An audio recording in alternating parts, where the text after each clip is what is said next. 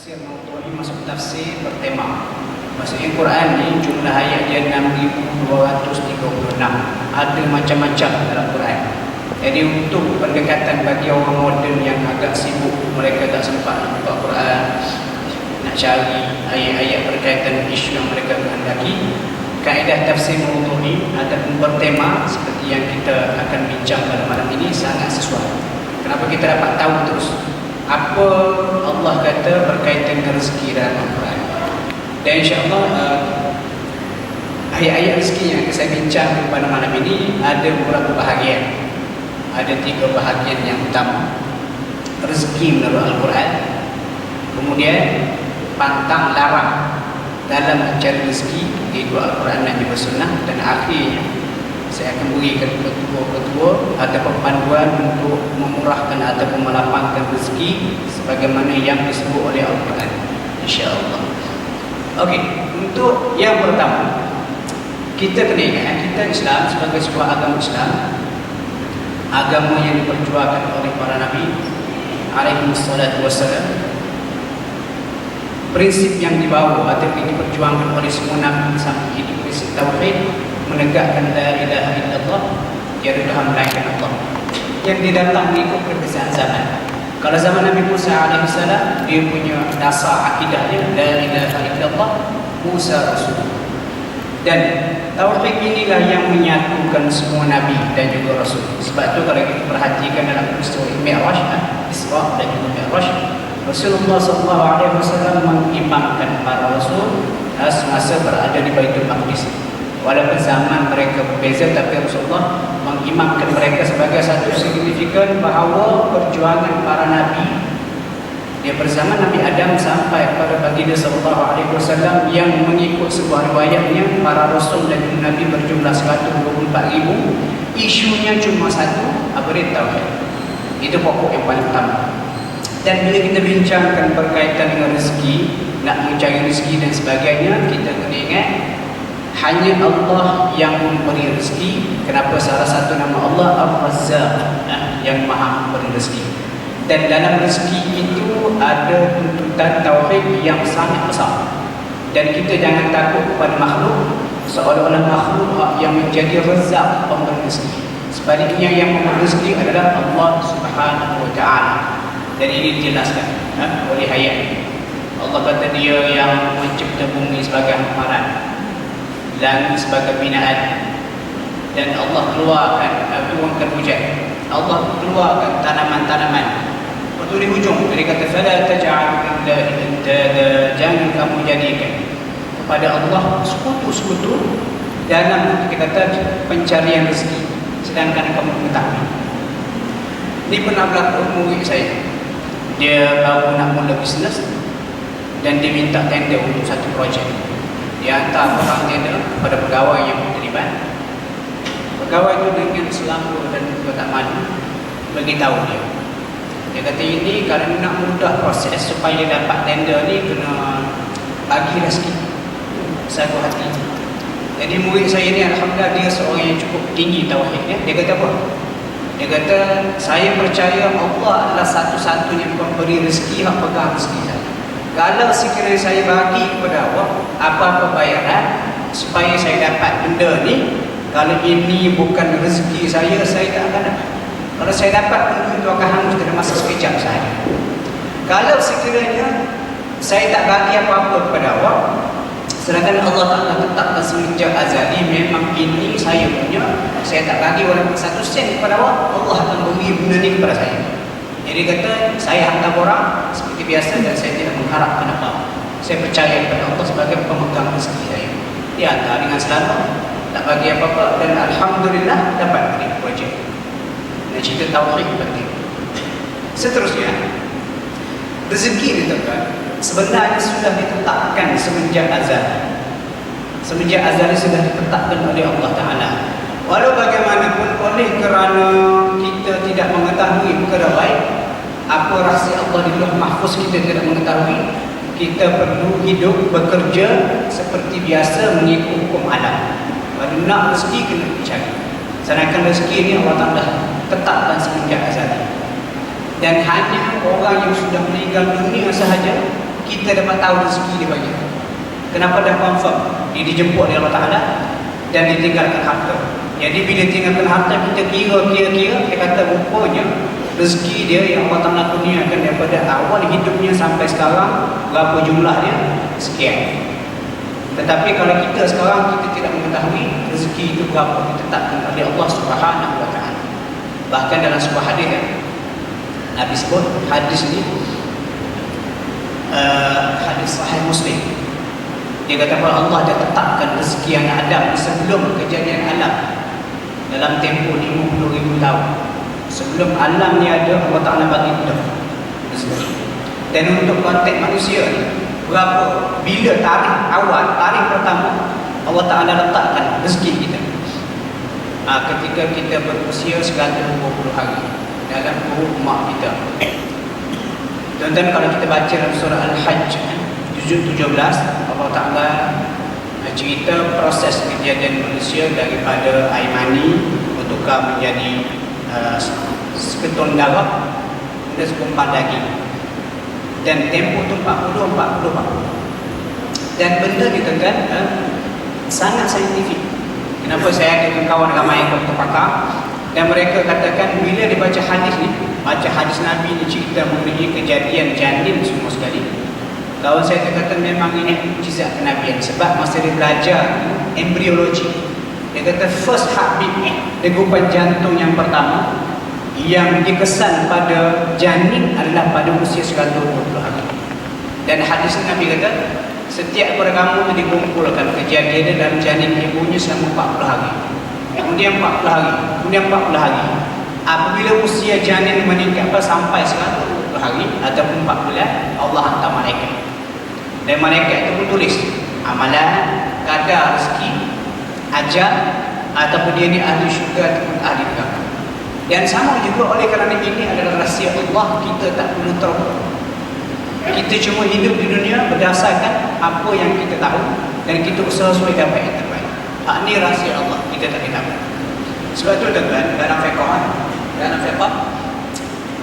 mana-mana janin ataupun bayi ataupun wanita yang mengandung dibenarkan menggugurkan kandungan dengan syarat mendapat persetujuan ataupun nasihat daripada pakar doktor. Dibenarkan menggugurkan kandungan sebelum 120 hari. Adapun kalau selepas 120 hari, selepas roh ditiup, kalau gugurkan kandungan mengikut fiqh dikira sebagai membunuh jiwa. Tapi kalau sebelum itu berdosa juga, tetapi tidak sampai ke tahap dosa membunuh jiwa, dan mesti berdasarkan nasihat pakar. Ini kata masalah sosial yang berlaku sekarang. Ada setengah-setengah doktor tu dia buat khidmat apa? Khidmat mengukurkan kandungan. Katakan apa, ada remaja-remaja atau perempuan, gadis-gadis yang terlanjur pergi klinik dia, bayar, dia gugurkan kandungan tanpa mengambil kira berapa usianya. Kalau digugurkan kandungan, janin sudah berusia 120 hari, ibunya dapat dosa membunuh. Doktor buat benda tu pun dapat dosa membunuh. Kena kira tuan. Kemudian rezeki Allah ni tuan-tuan bukan seperti rezeki ataupun bajet manusia. Kalau bajet manusia, dan on paper sebut berapa diperuntukkan kepada okey contohnya. Tetapi hak sampai sikit. Hak tinggi tengah jalan tu ni. Tetapi bajet Allah Ta'ala tengok ayat ni, dia tidak akan ada ketirisan. Allah Ta'ala tu sebagai zat yang maha agung. Tak ada tirisan. Kemudian kita lihat juga kita hidup, ada perbezaan rezeki. Ada setengah orang Allah Ta'ala beri kaya, ada setengah orang Allah Ta'ala beri susah dan sebagainya. Tapi sebenarnya itu semua adalah ujian pada Allah Subhanahu Wa Ta'ala. Orang kaya, ujian dia adalah dia terpaksa membantu orang miskin. Kalau dia tidak bantu orang miskin, dia mabuk dengan kekayaan dia, dia tewas dalam ujian dan akibatnya dia dihukuman ke neraka. Orang miskin ataupun orang susah pula, dia diuji dengan kesusahan. Kalau dia tidak sabar di atas kesusahan itu, dia pun buat benda-benda haram untuk mencari jalan keluar daripada masalah kemiskinan dia, dia juga tewas dalam ujian dan akan dihukuman ke neraka. Jadi rezeki Allah Ta'ala kata sebagai ujian kepada manusia. Sebenarnya ujian pertama manusia ni bukan cerita lahir ke dunia dah. Ujian pertama manusia adalah jantina. Masa 4 bulan tadi tu. Lepas tu kalau kita scan doktor pergi scan, 4 bulan dia kata boleh nampak ada lelaki atau perempuan. Sebenarnya ujian pertama kepada manusia bermula daripada janin ketika jantina kita ditentukan. Ada orang tu dia apa? Bayi lahirnya sebagai lelaki. Dan bila dia lahir sebagai lelaki, dia diuji dengan jantina sebagai lelaki. Dia wajib bekerja. Dia pergi semain Jumaat. Tak ada shopping yang Jumaat. Ujian. Orang perempuan pula tak wajib semain Jumaat. Dia boleh pergi shopping. Kita orang lelaki tak kuat. Ataupun dijaga dia sebagai perempuan. Bila lahir sebagai perempuan, jantina perempuan itu juga ujian pertama kepada dia yang akan dibawa kekal sampai ke akhir hayat. Kenapa bila perempuan dia lemah dan banyak halangan-halangan? Semua itu ujian. Allah Ta'ala berikan ujian sesuai dengan keperluan. Okey. Kemudian bila kita bincang rezeki ini, nak kena betulkan persepsi. Bila kita kata rezeki orang kita, setengah itu melihat rezeki ini duit je. Oh ya, dia dua rezeki. Kenapa? Gaji besar, rumah besar, semua besar. Sebenarnya rezeki ni tuan-tuan sangat luas takrifnya. Mana dalil dia? Nabi Nuh alaihi salam. Nabi Nuh alaihi salam bila dia berdakwah kepada kaum dia negeri tak nak beriman kepada baginda, tidak mahu meninggalkan berhala. Jadi akibat dia Allah turunkan badai kepada kaum Nabi Nuh, kemarau panjang. Jadi Nabi Nuh berkata kepada kaum dia, faqultu, dan aku katakan kepada mereka, istaghfiru rabbakum, istighfar, minta ampun kepada Tuhan kamu.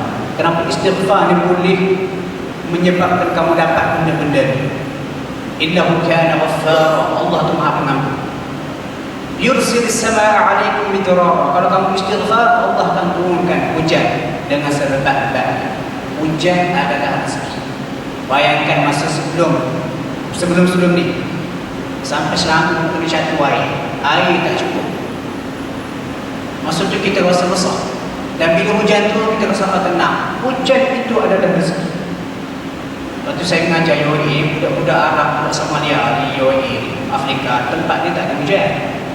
Jadi tempat dia tak ada hujan tapi bila datang Malaysia, tempat yang kita kata lembap, dia buat perangai sama seperti di Afrika dengan tak mandinya. Contoh, antara ujian yang paling hebat adalah kalau kita semayang di masjid UAE waktu solat asar. Kita kecil orang Asia, sebelah kita orang Afrika, tinggi. Jadi bila takbir, Allahu Akbar, pada ketinggian hidung kita adalah ketiak dia. Jadi Masya Allah, itu ujian. Jadi ujian itu rezeki. Lagi Nabi Nabi kata, wa yumdidukum bi amwal, dia akan beri kepada kamu harta rezeki. Wa banin, anak-anak juga rezeki. Lepas tu kalau orang yang kahwin lah, tak dapat anak, salah satu terapi mengikut Al-Quran adalah dengan istighfar yang banyak, bertobat. Katakanlah ni kita katakanlah ada doktor-doktor yang terlibat, katakanlah doktor ONG datang pesakit, saya dah kahwin 10 tahun tak dapat anak. Okey, sepatutnya nasihat, sepatutnya kita kata Nabi Nuh pesan kepada kaum dia istighfar banyak-banyak, minta ampun kepada Allah. Di samping kita berubah, jumpa doktor pakar rawat kesakitan ataupun penyakit-penyakit yang menyebabkan kita tak boleh mengandung ataupun tak boleh mendapat suriat. Di samping itu jangan lupa istighfar. Kenapa Al-Quran sebutkan? Wa yaj'al lakum jannat, kebun-kebun, itu pun rezeki. Wa yaj'al lakum anhar, dan juga sungai-sungai. Jadi tak ada rezeki di luas. Jangan kita hanya ingat rezeki itu adalah duit semata-mata. Tengok, harta yang banyak dan juga berkat rezeki. Anak ramai, anak soleh rezeki. Bayangkan orang yang tidak ada anak, harta banyak tapi anak tak ada, tu pasal ambil anak angkat, ramai. Kesihatan tubuh badan rezeki. Saya sakit kaki sikit, rasa terencuk-encuk nak sembahyang, nak duduk sujud pun susah. Sebelum ni tak menghargai kesihatan tu. Bila kita sakit, punya sihat itu rezeki. Orang yang miskin duduk di kampung, sihat, segar buah badan dia.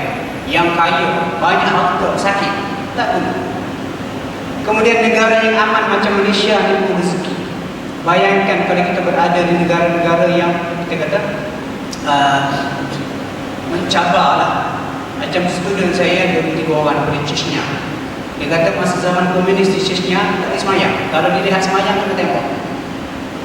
Kita di Malaysia ni tak ada siapa nak tembak kita semayang, tapi tak datang ke semayang. Betapa setengah orang Malaysia ni tidak bersyukur. Bumi yang subur, hasil bumi yang banyak, jiran yang baik pun rezeki. Jiran yang baik pun rezeki. Lagi, kawan yang baik pun rezeki. Mati syahid, mati terbaik pun rezeki. Sifat soleh dan juga takwa pun rezeki.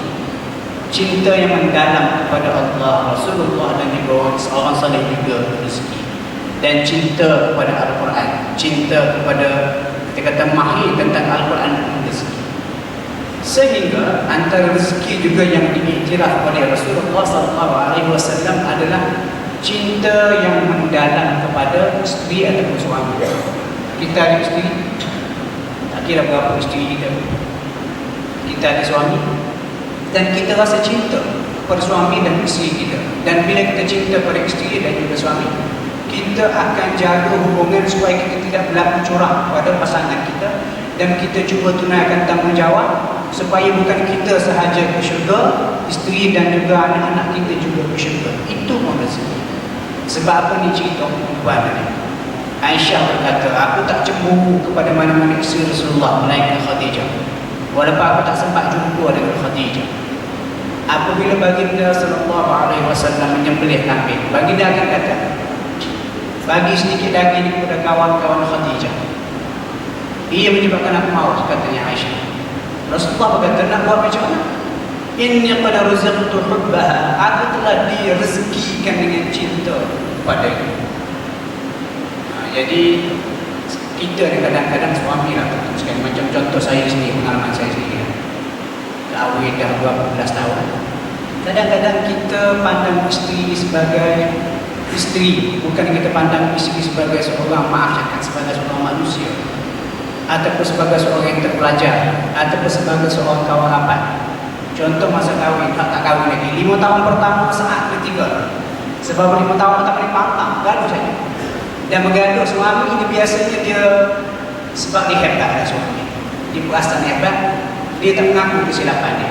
Dan pengalaman saya sendiri, kita cukup kasar dan keras dengan isteri. Isteri saya lawyer, macam mana? Kerja lawyer. Tapi kalah pada saya. Pasal satu hari dia macam mana? Saya balik kerja, dia tulis surat. 2 muka surat, 2 helai, double muka surat. Jadi 4 helai lah. Tulis surat, dia kata tak mau cakap. Sebab saya tak mau dengar cakap dia. Dia bagi surat, baca. Saya baca surat tu.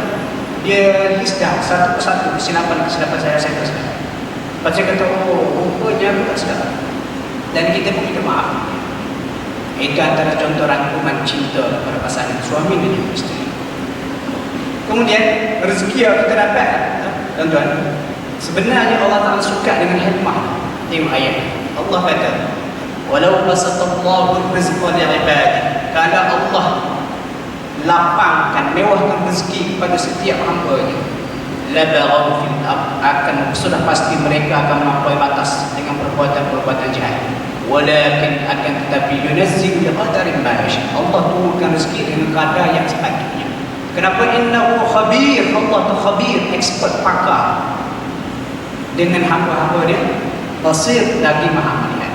Jadi ayat ini jangan pula menjadikan kita statik ataupun tak produktif. Oh, ada Allah Ta'ala bagi banyak ni ke saya, tak apalah, mangkali Allah Ta'ala bagi, kalau Allah bagi lebih ke saya, menyebabkan saya jadi jahat, tak apalah, saya malas sikit, tak apalah, saya gaji kecil, tak apalah. Sedangkan kita ada peluang untuk mengubah nasib kita. Ini jangan jadikan ayat ini sebagai, kita kata, satu sebab untuk kita pasif. Tak, sehingga ada kata satu hadis, kalau kamu ada benih, besok kiamat, tanam, jangan tanam. Jadi jangan jadikan ayat-ayat macam ni alasan untuk kita untuk pasif dan juga tidak bekerja. Kemudian rezeki ni kena ingat, pinjaman sementara. Contoh macam ni lah. Contoh, kadang-kadang kita dapat duit itu mudah. Orang bagi kita duit 100, kita pun tak apa, dia ada lagi, kita ambil 100 ni, kita simpan selit satu tempat. Tanpa kita sedar, Setahun dia untuk lalu. Kita selit mana tempat. Kemudian satu hari kita jumpa dengan orang susah, kita seluk pacek kita, tak ada duit ni. Kita pun buka beg kita, ada duit aku dapat 100 dulu. Dan aku tak pakai ni. Dan Allah tak gerakkan aku untuk pakai ni. Oh, rupanya duit ni hak dia. Jadi Allah pinjamkan sekejap untuk aku sampai. Sebab apa? Secara logiknya, orang bagi duit kepada kita, nak jumpa dengan orang ni sangat mustahil. Sangat mustahil. Tak mungkin jumpa. Tetapi Allah jadikan kita sebagai jambatan. Allah tak bagi kita pegang sekejap duit ni supaya ini satu hari nanti akan menjadi sebab-sebab dengan adanya kita sampai kepada kesimpulan tersebut. Itu berarti benda ni banyak berlaku. Waktu Nabi kata inna ibn Adam kata lammatun min asyayatin wa lammatun min al-malaikah. Dia kata bagi anak Adam ni ada lintasan-lintasan hati daripada syaitan dan juga para malaikat. Syaitan dia punya lintasan hati, dia cenderung ajak kita buat benda tak elok. Contoh nak bagi sedekah, aku nak makan apa nanti tak cukup duit, aku confirm syaitan. Tapi kalau kita terlintas dengan benda baik, ini macam susah, ada duit aku tak pakai, orang bagi pada aku, maka lihat dia, tu malaikat bisikkan dalam kepala kita, kita kena laksanakan. Ini kita kena ingat pinjaman. Dan tidak akan miskin orang yang bersedekah. Rezeki juga adalah misteri Allah yang boleh diterokai. Dan rezeki ini adalah sains atau sunnah Allah. Allah kata walaqad makkanna fil ard. Allah kata dan kami telah tempatkan kamu di bumi. Wa ja'alna lakum dan kami jadikan bagi kamu fiha di bumi itu ma'aish, sumber kehidupan. Ayat ni kadang-kadang tuan-tuan orang bukan Islam lebih menghayati daripada kita. Contoh dipikir, apa benda lagi orang tak buat bisnes? Orang tak buat bisnes lagi berkaitan dengan kopi. Dia pun fikir-fikir, dia pun create produk dia, buat marketing, keluar Starbucks untuk juta-juta. Ataupun kita kata macam kawan ya, contoh kawan saya boleh buat printing tak jadi. Dia fikir, dia buat research ni, dia jumpa satu produk acai berry. Dia pun cari acai berry, dia kata acai berry banyak manfaat. Dia pun pergi ke China, cari supplier acai berry ni, balik ke Malaysia, dia rebranding balik, dia jual juta-juta. Maksudnya rezeki ni sunnatullah, sains yang boleh kita bagi. Dan ini perlu kepada kita kata kesabaran kita buat kajian dan perlu kepada ini. Semua Allah tak nampak, seluas-luasnya. Okey, pantang larang dalam mencari rezeki. Jangan buat benda ni. Kalau buat benda ni walaupun harta banyak, rezeki banyak, hidup tak berkat.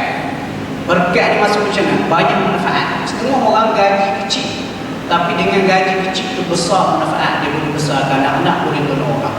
Setengah orang harta banyak, kaya, tetapi tak berkat. Duit ni senang hangus, sekejap hangus. Ni ada pengalaman. Ini pasal saya mengajar orang tua, makcik-makcik. Ada seorang makcik ni anak perempuan dia tak kahwin lagi.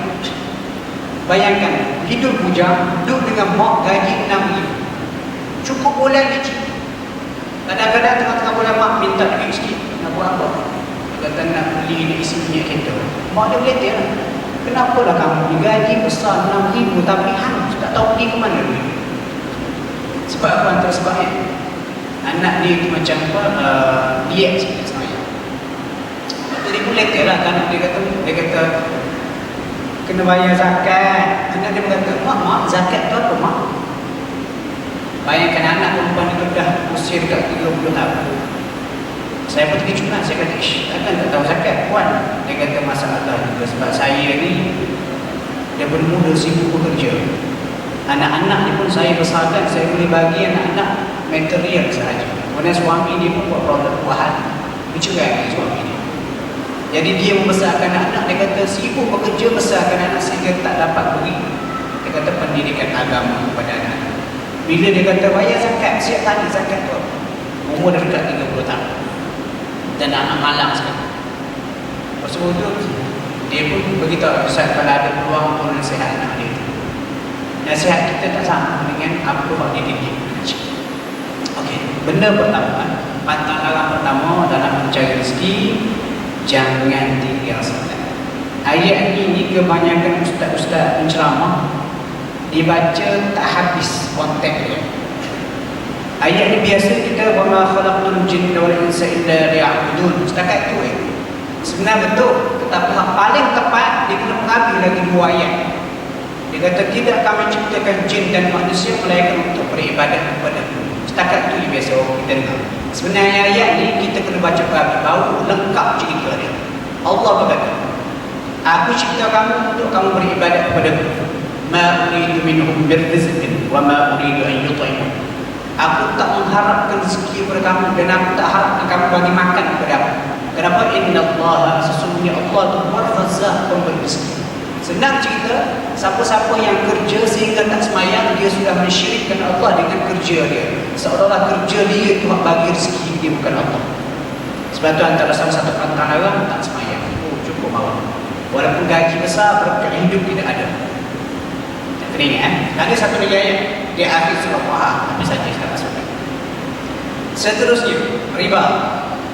Riba ni walaupun banyak, itu juga pantang larang dalam rezeki. Dan kalau boleh kita umat Islam kita kena keluar daripada riba. Jadi, tipu tender, klaim, gaji dan sebagainya. Ini pun antara pantang larang dalam mencari rezeki. Kalau ada benda-benda ni, rezeki kita walaupun ada duit, biasanya duit hangus. Senang hangus dan tidak berkat. Kenapa Allah Ta'ala bagi warning yang cukup keras dalam ayat surah Al-Mutaffifin. Lagi pantang larang, angkuh, sombong dengan rezeki. Ini cerita Qarun. Bila orang nasihat Qarun kena ingat Allah. Dia kata apa? Qala innama utitu ala ilmin indi. Aku kaya sebab ilmu aku. Mu jangan sibuk, dia kata. Sebab apa aku kaya? Sebab aku bisnes. Aku pandai bisnes. Aku kaya. Sombong. Akibat dia dengan harta dia, dengan dia sekali kita lalu di bumi. Jadi kalau kita ada kemewahan, ada sedikit harta, jangan sombong. Jangan sombong. Kenapa itu pantang larang dalam mencari rezeki?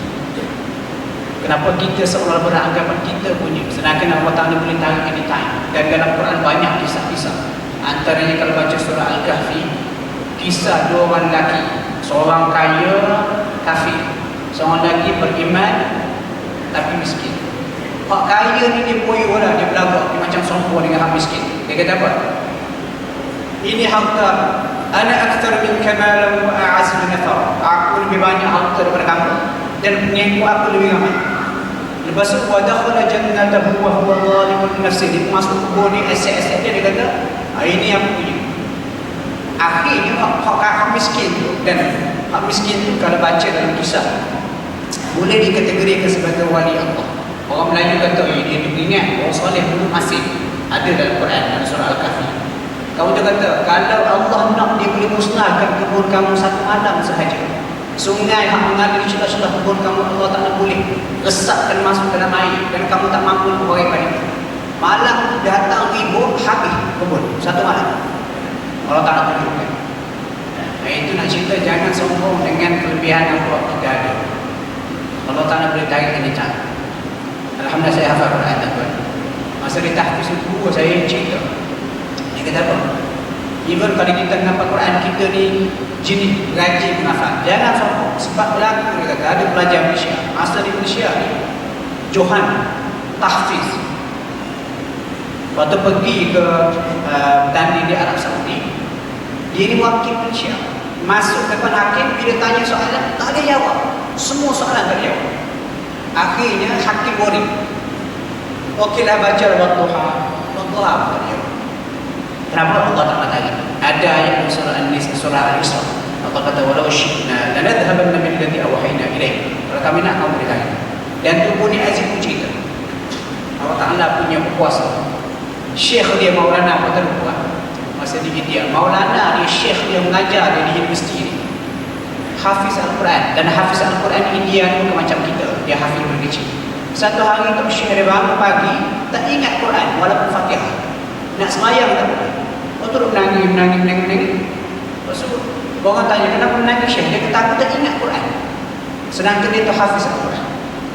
Jadi sudahnya orang buat doa semayang semua sekali, dia pun ambil bagi Al-Quran, hafal bagi Fatihah. Lepas hafal, akhirnya dapat Al-Fatihah. punya seronok dapat balik hafal pada Fatihah. Tok Syekh ni pun buat manisan, panggil macam lalu bang, manisan, duduk tepi jalan, orang lalu bagi hadiah. Kenapa ni Syekh? Dia kata alhamdulillah aku dapat hafal balik Fatihah dulu. Nak cerita semua Allah Ta'ala beri kepada kita ni adalah pinjaman, dan jangan sombong. Kalau dia nak tarik, anytime dia tarik. Muka yang handsome, Allah Ta'ala nak tarik, gaduh berkawan, gaduh makhluk, gaduh apa-apa, tak puas hati, ambil sibuk habis. Jangan sombong. Itu pantang larang. Ini sekarang tengok betul nak buah rezeki ataupun lapang rezeki ataupun puas rezeki.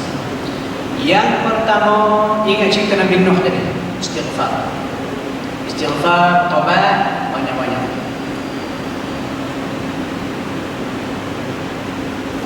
Sama juga hari itu bila kemarau panjang di Malaysia, sepatutnya pihak-pihak kita kata pemimpin kena gunakan ayat-ayat macam ni.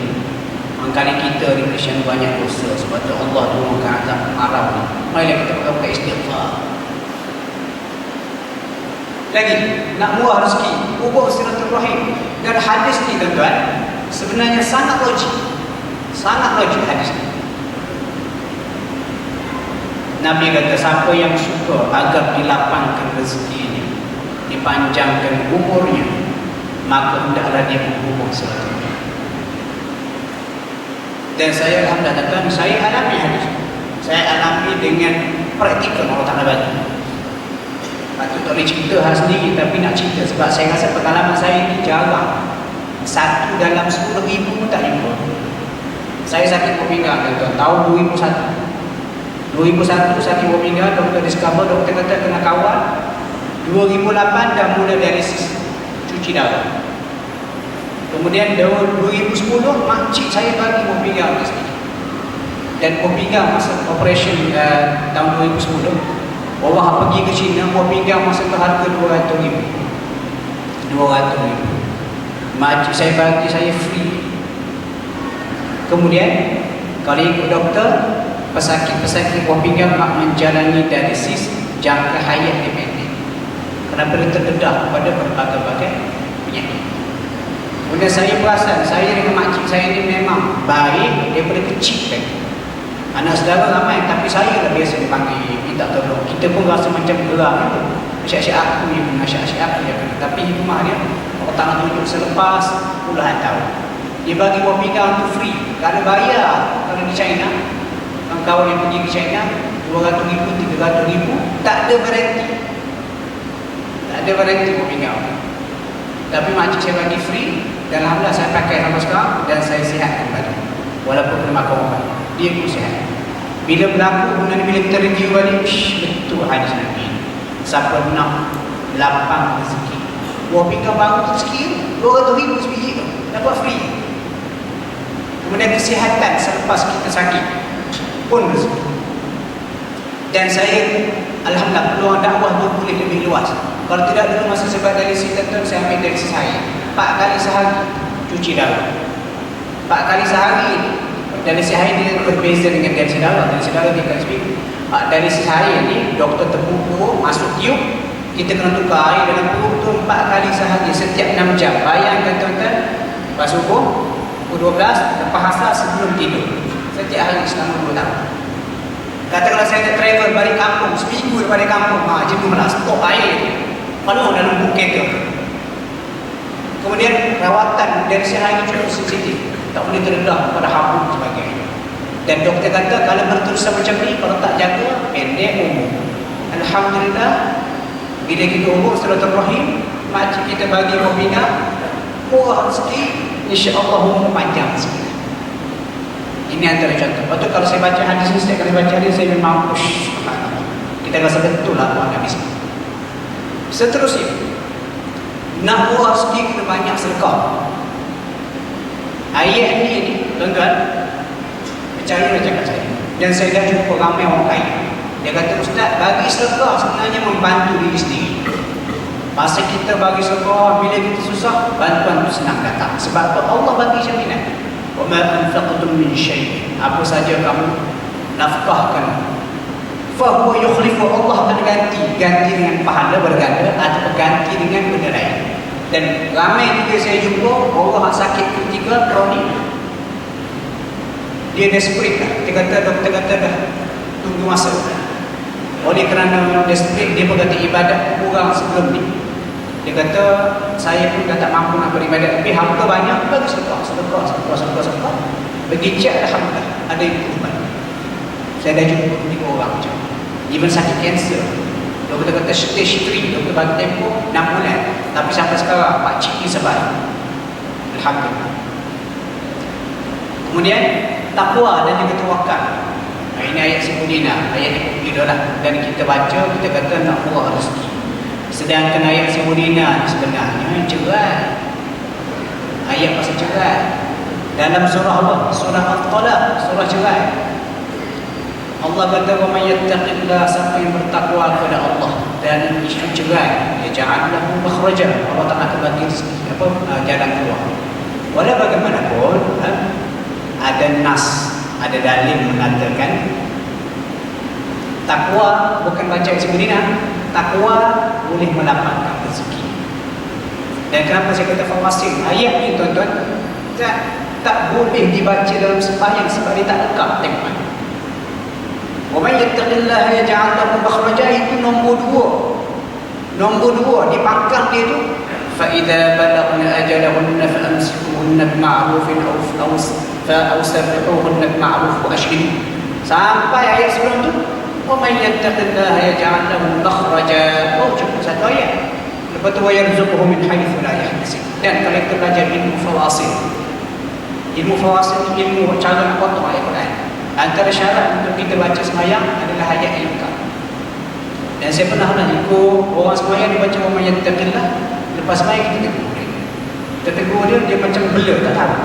Kita faham Quran tu, boleh tak kalau saya baca Bismillahirrahmanirrahim, Rabbil alamin, Ar-Rahmanirrahim, walaupun makna cantik, Tuhan Rabbil alamin, semesta alam, kita buang Alhamdulillah, makruh lah hukum dia.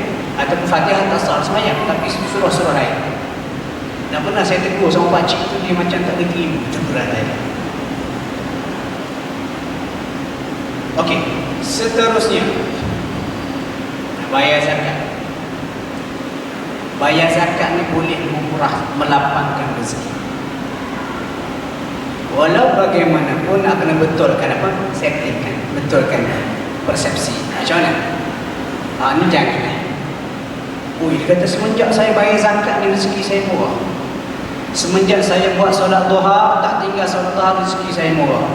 Betul ke tidak sebenarnya? Betul, tetapi kurang tepat dan kurang ikhlas. Sepatutnya kenapa awak sembahyang duha? Sebab sunnah Nabi suruh nak bayar cukai pada sendiri-sendiri. Oh ya ke? Tapi orang kata sembahyang duha ni murah rezeki, itu saya tak terima. Janji saya ikut arahan ataupun saranan Rasulullah SAW.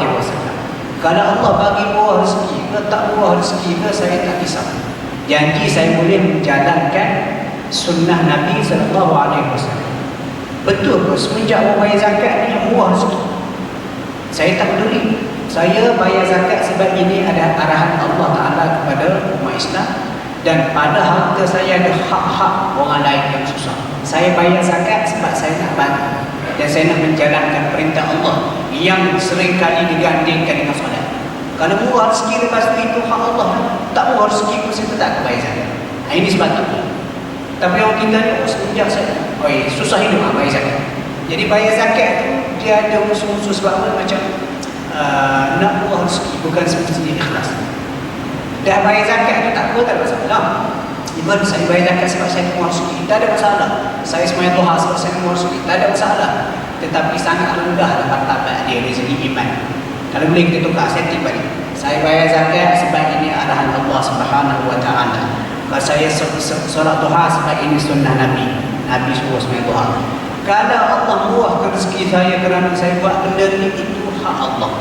Kalau Allah tak murahkan rezeki saya lepas saya buat benda ni, saya tetap akan bayar zakat dan solat duha. Betul kan balik setting? Saya pun tak lama, saya pegang betul. Sehingga saya ditegur oleh kawan saya, Ustaz Ahmad Husni, biasa datang. Ustaz Ahmad Husni ni orang zakat. Pasal zakat godek pergi ikan, memang kepakaran dia. Dia berkata itu antara kesilapan kita. Bayar zakat sebab nak muar rezeki. Lagi, muar rezeki antara contoh hijrah. Hijrah mental dan juga fizikal. Ini cerita dalam surah An-Nisa bagaimana umat Islam yang diarahkan berhijrah, Allah Ta'ala bagi jaminan. Tak apa, bumi Allah ni luas, rezeki banyak, pergi hijrah. Dan bila kita hijrah, Allah Ta'ala buka peluang yang lebih banyak. Kenapa saya kata hijrah mental? Contohnya, ada kawan saya bagus ini, orang yang cuba sama saya. Dia kerja di sebuah company. Lepas dia kerja hampir 2 tahun, dia baru dapat tahu company ini adalah, dia kata ada kaitan dengan syarikat Allah. Dia pun berhenti video. Kenapa dia nak jaga agama? Dia pun minta kerja tempat lain dengan keadaan orang kata susah kerja. Dia minta kerja tempat lain kerana takwa dia nak hijrah meninggalkan benda haram syubhat kepada benda yang lebih baik, senang dapat kerja. Sama juga, contoh ada kawan kita kerja dekat tempat-tempat yang tak elok, ada terlibat dengan haram. Kita kata berhenti, cari tempat lain, hijrah kepada yang halal. Dia kata sekarang gaji aku 4,000, apa jaminan aku keluar aku dapat gaji lebih tinggi. Jadi orang yang macam ni kita kata dia tauhid yang tak kuat kepada Allah Ta'ala. Jadi cara nak galakkan orang macam ni, inilah ayat-ayat hijrah, yakin kepada rezeki. Even kalau gaji selepas kamu hijrah kamu dapat lebih rendah sekalipun, Allah Ta'ala janji bagi benda lain, ketenangan, banyak lagi benda lain. Dan yang ke-8, doa. Ini tak ada. Ini antara salah satu doa yang ma'thurah daripada Rasulullah SAW. Anas bin Malik. Anas bin Malik ni kanak-kanak. Dia ni khatam Nabi plus juga anak angkat Nabi. Apabila baginda SAW hijrah ke Madinah, ibu Anas bin Malik datang jumpa Rasulullah. Dia kata, Rasulullah, ambillah anak aku jadi khatam. Dan Anas bin Malik kalau dia cerita lah bagaimana hubungan Rasulullah dengan dia, dia kata sepanjang aku duduk dengan Nabi, dia kata Nabi tak pernah kata, apa mu buat macam ni? Kenapa mu tak buat macam ni? Macam kita dengan anak-anak, kadang marah ke anak-anak. Apa buat macam ni? Kita marah. Kenapa tak buat macam ni? Marah. Tapi Nabi, katanya Anas bin Malik, dia tak pernah Nabi marah dia. Dan saya baca sebuah peristiwa, Rasulullah SAW suruh Anas bin Malik, budak-budak umur 10 belasan tahun, untuk satu proses. Pergilah dia. Dia umur budak-budak, dia pergi sampai satu tempat, member dia ajak main. Dia pun berhenti singgah sekejap, main macam kita main guli ke apa, gas dengan kawan dia. Tengah dia main, dia kata tiba-tiba aku rasa ada orang belakang aku berdiri tengok. Dia kata aku pusing, tengok Rasulullah sedang berdiri senyum. Lepas tu dia Rasulullah bertanya, buat apa aku suruh tadi? Oh kejap belum lagi. Dia pergi. Sekali lagi. Dan Anas bin Malik ni bila muak dia bawa datang jumpa dengan dia Rasulullah. Pertemuan dia kata Rasulullah doakan dia. Rasulullah pun pegang Anas, Rasulullah baca doa. Dia sebenarnya banyak lafaz doa. Allahumma ya Allah akthir malahu, banyakkanlah hartanya, wa waladahu, dan juga anak-anak. Wa barik lahu fi ma a'taitahu, dan berikanlah keberkatan kepadanya pada rezeki yang kau berikan kepada dia. Nabi baca doa ni memang makbul doa Nabi ni. Anas bin Malik antara sahabat Nabi yang kaya. Cuma doa ni kalau kita nak bacakan kepada anak-anak kita bolehlah. Tapi kalau untuk kita sendiri, itu kelas sikit. Allahumma akthir mali wa waladi. Tapi ustaz, isteri saya dah menopause, macam mana dapat anak lagi? Kau kahwin lagi seorang, udah cucu lagi. Perempuan jangan risau. Ya Allah, banyakkan hartaku dan anak-anakku. Macam mana aku tak ada anak dah menopause? Dan suami aku cabar pasal nak makbulkan doa ni, Allah makbulkan, tak apa cucu. Allahumma akthir mali wa waladi wa barik li, dan berilah keberkatan kepada aku fi ma a'taitani, kau je. Nanti kalau ada siapa-siapa yang mahir bahasa Arab boleh bantu. Ataupun kalau anak kita tu perempuan, tukar Allahumma akthir malaha wa waladaha wa barik laha fi ma a'taitaha. Dan berkat doa baginda sallallahu alaihi wasallam, Anas bin Malik ni kalau baca dalam Sunan At-Tirmidzi, dia punya kebun kurma, orang lain berbuah sekali setahun, tapi dia 2 kali setahun. Lepas tu kurma dia pula grade dia tinggi, besar-besar. Kemudian Anas bin Malik antara kelebihan dia lagi, dekat-dekat dia mati, orang kira cucu dia dekat 100 orang anak cucu berkat doa Nabi. Dan antara salah satu kita kata sunnah ataupun kebiasaan Anas bin Malik, dia selalu khatam Quran. Khatam Quran macam mana? Adalah hadis kita di Malaysia ni biasa buat khatam Quran, kita baca doa. Ada hadis tu kata selepas setiap kali baca khatam Quran doanya makbul. Walau bagaimana setakat saya ada review untuk tengok hadis tu dihukumkan sebagai dhaif oleh para ulama hadis. Bila dhaif tak boleh jadi hujah, tapi untuk amalan kita tak ada masalah. Dan Anas bin Malik dia ni khatam Quran. Dia kata 2 minggu, sebulan, 3 minggu khatam Quran. Dan antara budaya dia, bila dia nak khatam Quran sahaja dia panggil anak cucu dia ada dekat-dekat, duduk sekali, habis khatam dia pun baca doa. Dia baca doa. Itulah budaya sampai bila terusan. Walau bagaimanapun tuan-tuan, ini terakhir. Walau bagaimanapun, jangan kita baca Quran, khatam Quran dengan lebih keras sebab nak kaya, salah. Kita khatam Quran sebab kita nak selalu berdamping dengan Allah, baca kalam Allah. Apa Allah Ta'ala bagi kepada kita lepas itu dia. Anak kena betul kepada. Biar ibadat kita betul-betul tulus, suci, ikhlas kepada Allah Subhanahu Wa Ta'ala. Dan akhir sekali tuan, Allah satu-satunya zat yang memberi rezeki, bukan makhluk. Makhluk ini kita kata sebagai wasilah perantara sahaja. Oleh itu, pohonlah rezeki kepada Allah, jangan memenuhi segala tuntutannya dan dengan mengikut hukum alam. Kalau kita kerja, pergi kerja macam biasa. Kalau kita buat bisnes, kita buat bisnes macam biasa. Tapi yang lupa, kita penuhi tuntutan Allah Ta'ala, semayang jaga, amanah jaga, takwa jaga, dan kita berdoa kepada Allah Ta'ala supaya dilapangkan rezeki kita kerana benda-benda ini. Dan tuan-tuan rasa cukup untuk malam ini. Apa yang baik datang kepada Allah Ta'ala, mudah-mudahan sedikit.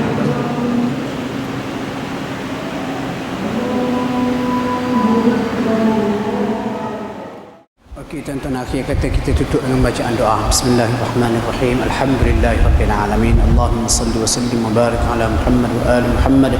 Allahumma arhamna bil Qur'an waj'alhu lana imaman wa nuran wa hudan wa rahmah. Allahumma dhakkirna minhu ma nassina wa 'allimna minhu ma jahilna. وارزقنا تلاوته آناء الليل وأطراف النهار واجعله لنا حجة يا رب العالمين. اللهم اجعلنا ممن يستمعون القول فيتبعون أحسنه. صلى الله على محمد وآله وصحبه وسلم. الحمد لله رب العالمين. تقبل الله منا ومنكم.